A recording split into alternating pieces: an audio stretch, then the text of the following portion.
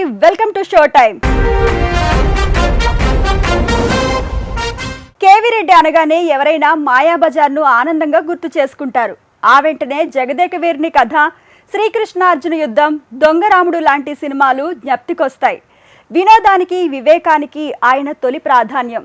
అంతేకాదు, పూర్తిగా స్క్రిప్ట్ సిద్ధం చేసుకున్నాకే సినిమా షూటింగ్ షురూ చేయడం ఆయనతోనే మొదలైంది.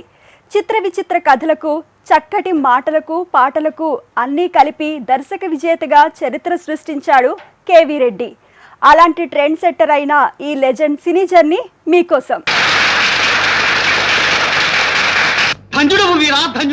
మాయాబజార్ సినిమాకు కేవీ రెడ్డి అందించిన స్క్రీన్ ప్లే అత్యుత్తమైందంటారు. అది కొత్త రచయితలకు పాఠం లాంటిదనే అభిప్రాయం ఉంది. ఆ సినిమాలో ఆయన చేసిన మేధో మాయాజాలం సినీ పండితుల్ని కూడా మెస్మరైజ్ చేస్తుంది. కొండల్ని పిండి చేయగల ఘటోత్కచుడు ఓ కొండపైకి గెంతినప్పుడు కొండ పగిలి ఓ బండరాయి కిందికి పడుతుంది. మార్కెస్ బ్రాట్లే ఫోటోగ్రఫీ అప్పట్లోనే ఏ రేంజ్లో ఉందో చూడండి. ఘటోత్కచుడు మాయా శశిరేఖగా రూపం మార్చిన సీన్, గ్రాఫిక్స్ లేని ఆ కాలంలో చూపించిన విధానం నెక్స్ట్ లెవెల్. అలాంటి చమక్కులు ఆ కాలంలోనే చూపించాడు డైరెక్టర్ కేవీ రెడ్డి. ఘటోత్కచునిగా ఎస్వీఆర్, మాయా శశిరేఖగా సావిత్రి పోటీ పడి నటించిన ఆ సాంగ్ లాంటి సీన్ లాంటి సాంగ్ నిజంగా వెరీ వెరీ స్పెషల్. ఆహనా పెళ్ళంట పాట షూటింగ్ ఇప్పటికీ కొత్త ఫిల్మ్ మేకర్స్కి ఓ పాఠం లాంటిది.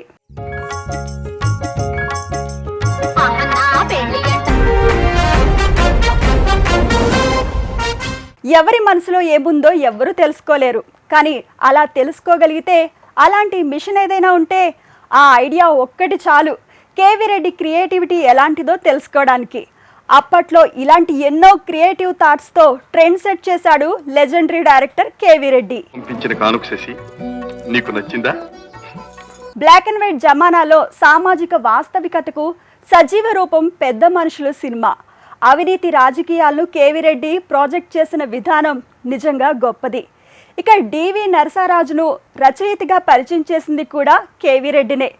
చిన్న నటులతో తీసిన పెద్ద మనుషులు చాలా పెద్ద సక్సెస్ అయింది. అందుకు కారణం అందరూ తమ ఊరి కథే అనుకునేలా ఆ సినిమా ఉండడమే.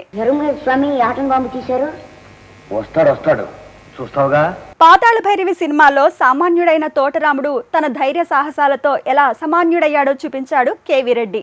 తోటరాముడుగా ఎన్టీఆర్ నిజం చెప్పమంటారా అబద్ధం చెప్పమంటారా అనే డైలాగ్ అప్పట్లో ట్రెండ్ బెండ్ తీసింది.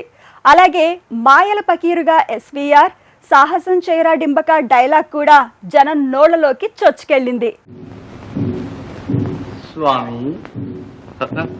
నాగయ్యతో కేవీ రెడ్డి తీసిన యోగి వేమన, భక్తపోతన సినిమాలు మేకింగ్ కి, నేరేషన్ కి మైల్ స్టోన్ లాంటి ప్రయోగాలు. ఈ సినిమాలు చూసిన అక్కినేని ఆయన దర్శకత్వంలో నటించే రోజు కోసం ఎదురు చూశారు. తూర్పుగోదావరి జిల్లాలో ఓ పశువుల కాపరి భక్తపోతను చూసాకే ముమ్ముడివరం బాలయోగిగా మారాడనే ప్రచారం అప్పట్లోనే జరిగింది.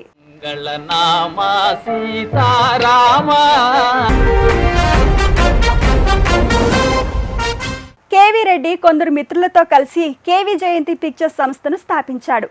ఆ బ్యానర్ పెళ్లినాటి ప్రమాణాలు, శ్రీకృష్ణార్జున యుద్ధం లాంటి సినిమాలను స్వీయ దర్శకత్వంలో తీశారు.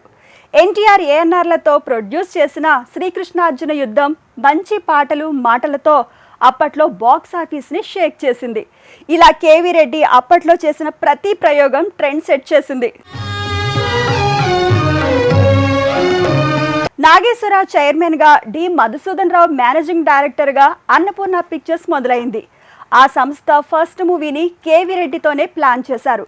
కానీ ఆయన చాలా బిజీ కావడంతో తన కోసం 2 ఏళ్లు వెయిట్ చేసి ఆ తర్వాత కాంబినేషన్ వర్కౌట్ చేశారు.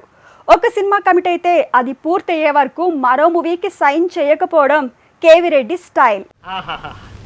ఏమి దేశభక్తి, ఎంత జాత్యాభిమానం. కెరియర్ బిగినింగ్ నుంచి కనీసం 10 ఏళ్లకు పైగా తిరుగులేని దర్శకునిగా వెలిగాడు కేవీ రెడ్డి.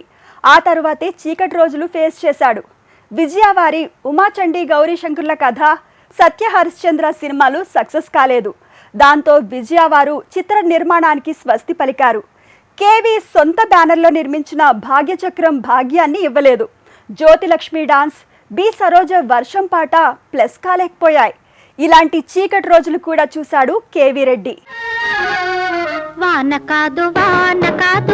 కేవీ రెడ్డి కొడుకు విదేశాల్లో చదువుకునేందుకు ఆ కాలంలో తనకి డబ్బు అవసరం వచ్చిందట. ఎన్టీఆర్ను సాయం తీసుకున్నారు, కానీ ఫ్రీగా వద్దనే కండిషన్తోనే ఆ హెల్ప్ తీసుకున్నాడట. అలా ఆయన డైరెక్షన్లో రామారావు శ్రీకృష్ణ సత్య సినిమాను నిర్మించారు.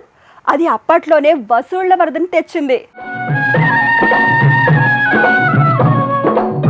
ఇది ట్రెండ్ సెట్టర్ లాంటి మైల్ స్టోన్ మూవీస్ని తీసిన కేవీ రెడ్డి సినీ జర్నీ. మరిన్ని మ్యాటర్స్తో మళ్ళీ కలుద్దాం. Keep watching HM TV.